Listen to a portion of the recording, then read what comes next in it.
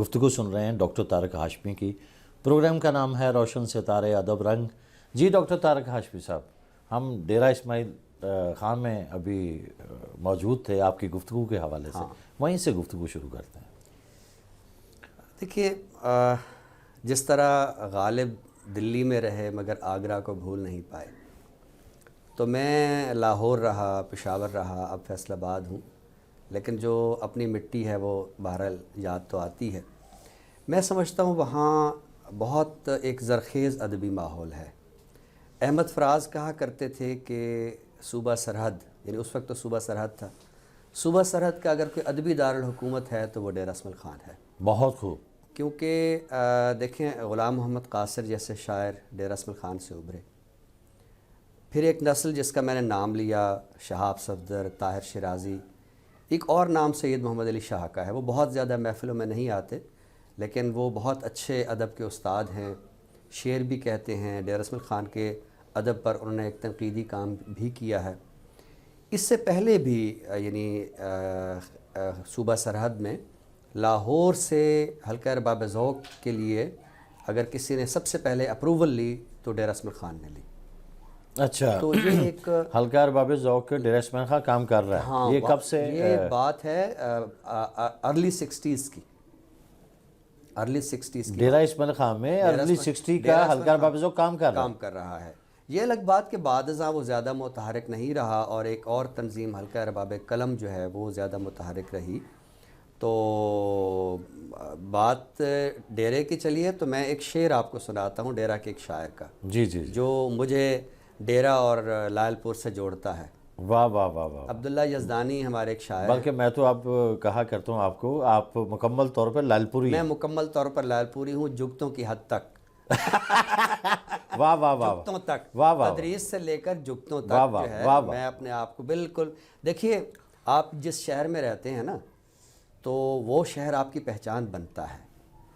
میں نے جس بھی میں شہر میں رہا ہوں، میں نے اس شہر کی مٹی کو، اس شہر کے پانی کو، اس شہر کی ہوا کو اور روشنی کو اون کیا. واہ واہ. وہ جو ناصر کاظمی کہا کرتے تھے، لاہور کی سڑکوں اور چڑیوں کو میرا سلام کہنا. واہ واہ واہ واہ. میں کہیں جاتا ہوں تو میں کہتا ہوں لال پور کی چمنیوں کو میرا سلام کہنا. واہ واہ واہ. دونوں چیزیں سے ہی شروع ہوتی ہیں. فیکٹریوں کا شہر ہے نا، وہ تو ادھر چڑیاں تھیں، ادھر چمنیاں ہیں، تو ان کو بھی میرا سلام کہنا. تو آپ شعر سنانے لگے. عبداللہ یزدانی کا شعر ہے جو ہم نے کسی زمانے میں سنا تھا، اور ہم سوچا کرتے تھے یار اللہ ہمیں بھی لائل پور لے جائے. ان کا شعر ہے کہ میری محرومیوں کو دور کر دے، میری محرومیوں کو دور کر دے، خدا ڈیرے کو لائل پور کر دے، خدا ڈیرے کو لائل پور کر دے. واہ واہ واہ واہ. واہ ڈیرہ اسماعیل خان جو ہے وہ بھی اب ماشاءاللہ اچھا خاصا لائل پور، یعنی وہ جو میں نے ایک تلخ تجربہ بتایا دہشت گردی کا، اس سے ہم نکلے ہیں. تو اب شہر جو ہے وہ دوبارہ خوبصورتیوں کی جانب بڑھا ہے. تو میرے لیے تو یہ ہے کہ مجھے تو اللہ تعالیٰ نے میرے ڈیرے کو تو لائل پور یوں بنایا ہے کہ میں ڈیرہ اسماعیل خان میں بھی ہوں اور اس وقت لائل پور میں بھی ہوں. وہاں سے میں پڑھا اور یہاں میں پڑھا رہا ہوں. ڈاکٹر صاحب، ڈیرہ اسماعیل خان آپ کا بچپن گزرا، آپ پیدا ہوئے وہاں، بکھر بھی آئے، پھر آپ لاہور آ جاتے ہیں. لاہور کے حوالے سے بتائیے یہ کون سا سال تھا؟ کیونکہ میں لاہور کو ایسی سرزمین سمجھتا ہوں کہ میں جب پاؤں رکھتا ہوں تو ایسا لگتا ہے کہ میرے اندر صوفیزم آ گیا، ہاں، میرے اندر درویشی آ گئی ہے، میرے اندر کچھ میں تاریخی حوالے سے بہت پیچھے چلے جاتا ہوں. تو آپ کیسا محسوس کیا جب آپ نے؟ ڈیرہ اسماعیل خان ظاہر ہے وہاں سے میں نکلا اور براستہ بھکر میں لاہور پہنچا. لاہور بی اے آپ نے کیا بکھر سے؟ بی اے وہاں سے کیا. ماسٹرز میں نے کیا تھا اورینٹل کالج یونیورسٹی لاہور سے. میں سمجھتا ہوں کہ اس کی جو در و دیوار ہیں، وہ جو سرخ عمارت ہے اورینٹل کالج کی، اس نے بہت سارے لوگوں کو بنایا. اس بات کا اعتراف کیے بغیر نہیں ہم رہ سکتے کہ ہم جب اورینٹل کالج کی عمارت میں داخل ہو رہے تھے تب ہم کچھ نہیں تھے. یعنی ہم صرف ایک مٹی کا آمیزہ تھے، چاک نہیں تھا. یعنی کہ اب یہاں آپ دیپک ہاشمی نہیں، طارق ہاشمی کے ایک شناخت بنائی. بہت عظیم لوگوں کے ساتھ بیٹھک رہی، احمد دیم قاسمی سے لے کر مرزا ادیب تک. مجھے وہ پل بھولتا نہیں ہے جب مرزا ادیب صاحب اورینٹل کالج سے ایک طالب علم کا وائوہ لے کے نکلے تو ان کو سیڑھیاں اترنا تھیں، تو بزرگ تھے، تو انہوں نے میرے کاندھے پہ ہاتھ رکھ لیا. اور وہ یہ مرزا ادیب نے تو کچھ قدم جو ہے وہ اس طرح میرے ساتھ، آپ یقین مانیں ان کے ہاتھوں کا لمس اب بھی میں اپنے شانے پہ ڈاکٹر صاحب تھوڑی سی روشنی ڈالیے مرزا ادیب کے حوالے سے، کیونکہ میرا کوئی ڈرامے سے تعلق ہے ایم فل کے حوالے سے، کیونکہ وہ ڈرامہ لکھتے تھے، تو تھوڑا سا ان کے مرزا ادیب میں سمجھتا ہوں ہمارے ان اہل قلم میں ہیں، صرف ڈرامہ نہیں بلکہ افسانہ بھی۔ دیکھیں کچھ لوگوں کو اللہ تعالیٰ نے بہت وقت دیا، بہت لمبی عمر دی، تو مرزا ادیب، احمد ندیم قاسمی، یہ وہ لوگ تھے جنہوں نے ارلی یعنی 30s میں ان لوگوں نے اپنا ادبی سفر شروع کیا، وہ ترقی پسند تحریک، وہ رومانٹسزم، وہ تحریکیں ان لوگوں نے دیکھیں، اور پھر قیام پاکستان کے بعد 90s تک ان لوگوں نے یہ لوگ موجود، انہوں نے کئی نسلوں کو دیکھا اور کئی نسلوں کی انہوں نے تربیت کی۔ تو مرزا ادیب کے تو چونکہ ہم ریڈیو کے لوگ ہیں، تو ریڈیو ڈرامے کو جن لوگوں نے بہت زیادہ استحکام دیا، ان میں مرزا ادیب کو آپ فراموش نہیں کر سکتے، بالکل نہیں کر سکتے۔ تو ایک خبر میرے لیے بہت یعنی آپ کا لاہور آنا کون سے سال کی بات؟ یہ بات ہے ارلی 90s کی، یہ کہ 90 چڑھ چکا تھا؟ ہاں، میں 92 میں لاہور آیا۔ تو میں جس خبر کی بات کر رہا تھا کہ وہ میرے لیے ایک بہت بڑی بریکنگ نیوز تھی کہ میں قاسمی صاحب کا انٹرویو اپنے ایم اے کا تھیسس کے سلسلے میں کر کے آیا تھا، تو جاتے جاتے میں نے جب اجازت میں ان سے لینے لگا تو میں نے کہا سر ایک چھوٹی سی جرت کر رہا ہوں، کہتے فرمائیے۔ میں نے کہا جی یہ 2 غزلیں قبول کر لیجیے، تو کہا اچھا شعر بھی کہتے ہیں؟ میں نے کہا جی شعر بھی کہتا ہوں۔ تو غزلیں دیکھیں اور ان پہ لکھا، غالباً اتنے لکھا ہوگا برائے فنون، اور پھر اپنے پاس رکھ لیں۔ تو 1 ماہ بعد مجھے میرے فیلوز نے کہا کہ ہاشمی صاحب آپ کی طرف پارٹی بن گئی ہے۔ میں نے کہا کاہے کی؟ کہتے ہوئے فنون میں آپ کی غزلیں لگی ہیں۔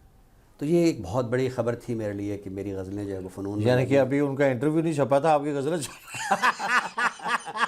نہیں انٹرویو تو خیر میں نے وہ ایک یعنی تدریس کے پوائنٹ آف ویو سے، تحقیق کے پوائنٹ آف ویو سے کیا تھا، تو وہ انٹرویو اس کے ریکارڈنگ بھی میرے پاس کہیں نہ کہیں جو ہے وہ محفوظ ہے۔ تو جب لاہور سے ماسٹر کر لیا تو پھر فیل کیا کہ یار ہم ادب کو کیا سمجھے تھے اور ادب ہے کیا، یعنی ہم ابتدا میں تو یہ سمجھتے تھے کہ یار اچھا غزل کا سب سے بڑا شاعر جو ہے وہ سیف الدین سیف ہے، احسان دانش ہے، ساغر صدیقی ہے، پھر پتہ چلا کہ نہیں، ناصر کاظمی ایک بڑا نام ہے، راشد نظم کا ایک بڑا نام ہے، مجید امجد نظم کا ایک بڑا نام ہے۔ تو پھر یہ بھی سوچا کہ یار اب صرف شعر نہیں کہنا، ہاں، ادب میں جو غلط فہمیاں پائی جاتی ہیں ان کو دور بھی کرنا ہے۔ آپ یقین مانیں مجھے تنقید لکھنے کا کوئی ایسا شوق نہیں ہے، لیکن میں ذاتی طور سے سمجھتا ہوں کہ ہمارے تخلیقی ماحول میں بہت ساری ایسی غلط فہمیاں ہیں جو راسخ ہو چکی ہیں۔ میں اپنے طالب علموں کو بھی کہتا ہوں کہ دیکھیں یہ آپ ڈرامے کے حوالے سے چلیں، کوئی آپ کو اداکار ایسا لگتا ہے جو بڑا گلیمرس ہے تو آپ اس کو پسند کریں، شاعری میں اور افسانے میں آپ ایسا نہ کریں۔ شاعری میں جب تک آپ کسی شاعر کو پراپر طریقے سے آپ پڑھ نہیں لیتے، اس کی شاعری کے آپ اندر اتر نہیں جاتے، اس کی عوامی شہرت سے آپ کبھی مروب نہ ہوں، کبھی اس کو دیکھتے ہوئے آپ یہ نہ کہیں کہ فلاں شاعر اس لیے بڑا شاعر ہے کہ اس کو مہدی حسن نے گایا ہے یا اس کو غزل نور جہان نے گائی ہے۔ آپ یہ دیکھیں کہ غزل میں اس نے کون سا نیا استعارہ متعارف ڈاکٹر صاحب یہاں ایک بڑی پتے کی بات کی آپ نے کہ فرض کریں گلوں میں رنگ برے باد نو بہار چلے، یہ فیضوں میں فیض کی مہدی حسن صاحب نے گائی۔ جی کہتے ہیں جی ان کا کلام میں مہدی حسن صاحب نے گایا تو پاپولر ہو گیا۔ ہاں، تو آپ کیا سمجھتے ہیں کہ شاعر کا جو وزن ہے، شاعر کی جو کریڈیبلٹی ہے، وہ گائیکی کی وجہ سے منظر عام پہ ہے؟ دیکھیے صرف ایسا نہیں ہے، یعنی اگر کسی شاعر کی غزل گائی گئی ہے تو یہ بہت اچھی بات ہے۔ میں یہ نہیں کہہ رہا کہ جس کی غزل گائی گئی ہے اس کو آپ 0 سے ضرب دے دیں، ایسا نہیں ہے۔ ہماری دیکھیں نا، میر کی غزل بھی گائی گئی ہے، غالب کی غزل بھی گائی گئی ہے، ہر اچھے شاعر کی غزل گائی گئی ہے۔ لیکن اگر کوئی شاعر محض اس لیے اپنے آپ کو بہت بڑا سمجھے یا معاشرے میں اسے بڑا سمجھا جائے کہ اس کی غزلیں جو ہے وہ مہدی حسن نے گائی ہیں یا نور جہان نے گائی ہیں، ایسے ہمارے بہت سارے شعراء ہیں، یعنی شاعر کی جو پہچان ہے نا وہ اس کی نوا سے ہونی چاہیے، مغنی کے نفس سے نہیں ہونی چاہیے۔ واہ واہ واہ واہ واہ واہ واہ واہ، یہ بنیادی بات۔ ڈاکٹر صاحب ایک کویشچن اور بھی ہے، آپ اورینٹل کالج میں ہیں، آپ کو پتہ ہے وہ ایک عجیب دور ہوتا ہے ہاں، کہ ایک طالب علم کی حیثیت سے، وہ بھی اورینٹل کالج کا طالب علم ہو، بہت کچھ کر گزرنے کے لیے سوچ رہا ہوتا ہے، تو اسٹوڈنٹ رات کو جاگتے ہیں، بلکہ جمعے یا ہفتے کے اتوار ہلکا ارباب ذوق کے اجلاس ٹی ہاؤس میں بھی آنا جانا تھا آپ کا؟ ٹی ہاؤس میں میرا بہت آنا جانا تھا۔ اورینٹل کالج اور ٹی ہاؤس کے درمیان میں انارکلی بازار، انارکلی بس اتنا بازار سا فاصلہ ہے۔ بلکہ بطور طالب علم ہمیں اتنا زیادہ اشتیاق ہوتا تھا حلقہ ارباب ذوق کے اجلاس اٹینڈ کرنے کا، اور بہت تاریخی اجلاس بھی اٹینڈ کیے۔ بہت آپ اپنے سننے والوں کو بتائیں کہ وہ اتنے بھرپور اجلاس ہوتے تھے، لوگ سیڑھیوں میں بیٹھے ہوتے تھے، بالکل بیٹھے ہوتے تھے، فرش پہ بیٹھے ہوتے فرش پہ تھے، بیٹھے اور ہوتے تھے، وہ کوئی آر نہیں سمجھتے تھے، باہر فٹ پاتھ پہ بیٹھے فٹ پاتھ پہ بیٹھے یہاں تک بیٹھے ہوتے تھے۔ تو ہمیں اتنا زیادہ شوق تھا، اتنا زیادہ ہم حلقے میں جاتے تھے کہ ایک دن ہم نے ایک مضمون پڑھا، جملہ تو وہ تنزیہ تھا لیکن ہم نے بہت اس میں خوشی محسوس کی۔ یعنی اس میں کسی نے کہا کہ آج کل جو ہے حلقہ ارباب، دیکھیں وہ گروپ بھی تو ہوتے ہیں نا، تو ایک مخالف گروپ کے آدمی نے لکھا کہ آج کل حلقہ ارباب ذوق میں صرف اورینٹل کالج کے لڑکے بالے آتے ہیں۔ مجھے یقین مانے اندر سے بہت خوشی ہوئی کہ اچھا یار، ہمیں نوٹس کیا جاتا ہے کہ یہ لڑکے آتے ہیں، آج کل حلقے کی رونق جو ہے وہ یہ طالب علم ہیں۔ تو وہ تو ایک مخالف گروپ کا تنزیہ جملہ تھا، لیکن میں نے اس تنزیہ جملے میں ایک فخر محسوس کیا کہ لوگ دیکھ رہے ہیں کہ طالب علم۔ تو ہم نے دیکھا انتظار حسین کو، ہم نے انٹری دیتے ہی ان کا پہلا ٹیبل ہوتا تھا، انتظار ہوتی تھی، ساتھ ان کے ڈاکٹر سہیل احمد خان بیٹھا کرتے خان ہمارے استاد گرامی بھی تھے۔ تو یہ لوگ جو تھے یہ ایک جگہ بیٹھا کرتے تھے۔ ڈاکٹر صاحب یہ جو ہم باتیں کر رہے ہیں جی، یہ شاید یہ جو آج حلقہ ارباب ذوق میں اٹینڈ کرتے ہیں اجلاس، ان کو یہ باتیں پتہ نہیں ہیں کہ کون کہاں بیٹھتا تھا۔ اسرار زیدی صاحب بالکل کچن کے پاس اس پہ بیٹھتے تھے، صوفے پہ، ہاں، اور بہت خاموش بیٹھتے تھے۔ وہ یوں سمجھے کہ ایک بڑے زبردست آبزرور تھے، وہ پورے ماحول کو دیکھ رہے ہوتے تھے، اور ان کا جو مشاہدہ ہوتا تھا وہ ہمیں اگلے دن پتہ چلتا تھا جب ان کا کالم آیا ہوتا تھا اخبار جہاں، اخبار جہاں میں، کہ حلقہ ارباب ذوق پہ کیا گفتگو ہوئی، لوگ تنظیم جو ہے اس میں کیا گفتگو ہوئی، حلقہ تصنیف ادب نے کیا گفتگو ہوئی، حلقہ ادب میں کیا گفتگو ہوئی۔ تو وہ ایک بڑے خاموش آبزرور کے طور پر جو ہے۔ ڈاکٹر صاحب بڑی پتہ کی باتیں کر رہے ہیں آپ۔ یہ جب حلقے کے کسی شہر میں بھی آغاز ہوتا ہے، سب سے پہلے ایک چارم ہوتا ہے کہ جو گزشتہ اجلاس کی کارروائی سنائی جاتی ہے وہ سننے کے لیے لوگ بےتاب ہوتے ہیں کہ میرا نام کب آئے، میرا نام ایک کب آئے، چارم ہے۔ جی ہاں، جی ہاں، بالکل بالکل۔ تو یہ اسرار زیدی صاحب یہ کام کر رہے تھے کہ وہی وہ جو ہو رہا ہوتا تھا ٹی او اس کے اندر، وہ کاروائی لکھتے تھے اس میں اخبار جہاں میں، وہ کیا نام تھا ان کے کالم کا، نام میرے ذہن سے نکل گیا۔ تو بہرحال وہ کاروائی آتی تھی تو جس نے کوئی مضمون پڑھا ہوتا تھا اس کا نام چھپتا تھا، ایک اچھا لگتا تھا۔ مگر یہ آج کی جو نوجوان ادیب نسل ہے، شاعروں کی کھیپ جو سامنے آتی ہے، ان کو یہ اس سے کوئی غرض نہیں ہے۔ دیکھیے، میں سمجھتا ہوں کہ کسی بھی لکھنے والے کے کلام میں، اس کی بات میں اس وقت تک وزن نہیں آ سکتا جب تک کہ وہ پورا ماضی کا شعور نہ رکھتا ہو۔ اب میں دیکھیں آپ کے پروگرام کا پیٹرن ایسا ہے، ظاہر ہے اسے بہت عام لوگ بھی دیکھ رہے ہیں، ہر سطح کے دوست دیکھ رہے ہیں۔ میں یہاں کوئی بہت گہری اور علمی باتیں کرنے سے میں گریز کر رہا ہوں، لیکن جو ٹی ایس ایلیٹ کا نظریہ روایت ہے وہ تو یہ کہتا ہے کہ کوئی شاعر جینون ہوتا ہی نہیں ہے جب تک کہ وہ ماضی کے شعراء کا مطالعہ نہ کرے۔ آج کل میں سمجھتا ہوں ہمارے نوجوان بہت اچھا شعر کہہ رہے ہیں، لیکن ایک سب سے بڑی کمی یہ ہے کہ ان کے ہاں روایت کا شعور نہیں ہے۔ یہ غزل کی روایت کو، نظم کی روایت کو، تنقید کی روایت کو یہ اس طرح اپنے اندر اتارتے نہیں ہیں۔ جس دن یہ اپنے اندر اتاریں گے، اور آج بھی ایسے نوجوان جو ماضی کا ایک صحت مند شعور رکھتے ہیں، جو روایت کا ایک پورا تہذیبی شعور رکھتے ہیں، وہ دیگر شعراء سے بہت اچھے ہیں۔ واہ واہ واہ، تو میں سمجھتا ہوں کہ یہ شعور جو ہے بہرحال نوجوانوں میں ہونا چاہیے۔ آج کی نسل کے شاعر اور روایت، اس پہ بات ہوتی رہے گی۔ ڈاکٹر صاحب کوئی غزل آپ نے سنا؟ ضرور ضرور، میں آپ کو اس دور کی غزل سناتا ہوں جو جس میں نے جیسے ابھی ذکر کیا اپنے شہر کے حالات کا، جی جی، تو اس کے تناظر میں آپ کو سناتا ہوں۔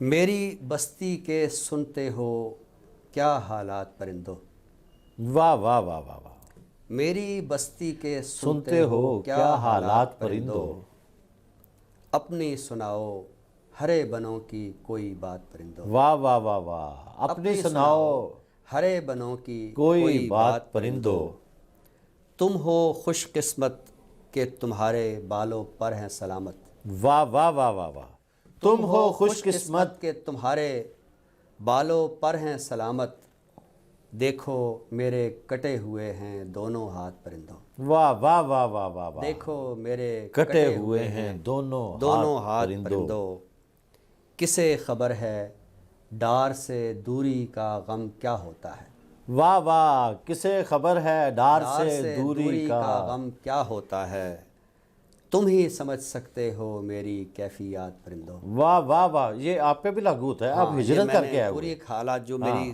یہ کسے خبر ہے ڈار سے دوری کا غم کیا ہوتا واہ واہ واہ واہ واہ، تم ہی سمجھ سکتے ہو میری کیفیات پرندوں، صبح و شام جنہیں پڑھ کر تم وجد میں آ جاتے ہو، آہا ہا ہا ہا، صبح و شام جنہیں پڑھ کر تم وجد وجد میں میں آ آ جاتے جاتے ہو، ہو، ان پتوں پر لکھی ہوئی ہیں کیا آیات پرندوں، واہ واہ واہ واہ واہ واہ ان واہ، پتوں پر لکھی ہوئی ہیں کیا کیا آیات آیات پرندو، پرندوں، یہ تو تم ہو جو حرف تسبیح نہیں بھولے ہو، ہائے ہائے ہائے ہائے ہائے، یہ تو تم ہو، جو حرف تسبیح نہیں بھولے ہو، انسان یاد کہاں رکھتا ہے احسانات پرندوں، واہ واہ واہ واہ واہ یہ واہ تو واہ واہ تم واہ، ہو جو واہ واہ واہ حرف واہ، تسبیح نہیں واہ واہ بھولے واہ ہو، واہ، انسان یاد کہاں رکھتا ہے احسانات پرندوں، شام ڈھلے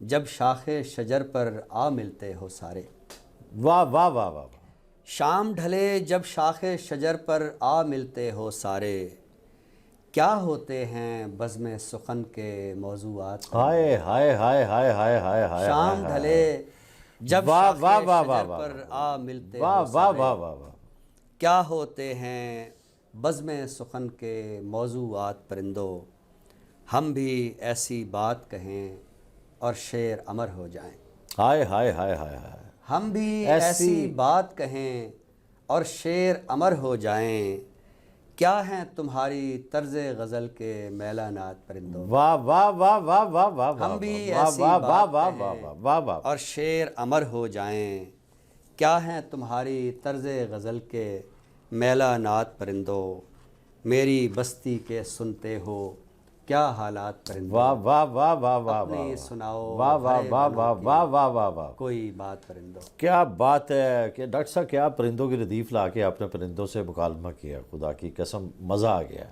کیا خوبصورت ایک مکالمہ، شعر بہت پرانا سا ہے وہ بھی سناتا ہوں، وہ اس غزل سے ہے کہ ہم بھی ایک دوسرے سے کاش وہ باتیں کرتے، واہ واہ واہ واہ، ہم بھی ایک دوسرے سے کاش وہ باتیں کرتے، یہ پرندے جو سرے شاخ شجر کرتے ہیں، آئے ہائے ہائے ہائے ہائے ہائے، تو میں سچی بات ہے یہ آپ جس پیار سے اور محبت سے بول رہے ہیں، میں سمجھتا ہوں یہ رویہ ہونا چاہیے ہمارا معاشرے میں، ہم ایک دوسرے کے ساتھ پرندوں کی طرح گفتگو کریں، واہ ہم واہ ایک واہ دوسرے واہ واہ کے ساتھ جو ایک وہ جو ایک چوپال لگا کرتی تھی کسی زمانے میں، چلیے وہ چوپال نہ صحیح، ڈاکٹر صاحب بڑا لیکن ہم ایک دوسرے کے ساتھ جو انسانی سطح کا ربط اللہ تعالیٰ نے پیدا کیا ہے وہ ہمارے مابین ہمیں اسے روح کی سطح پہ، اسے لہو کی سطح پہ محسوس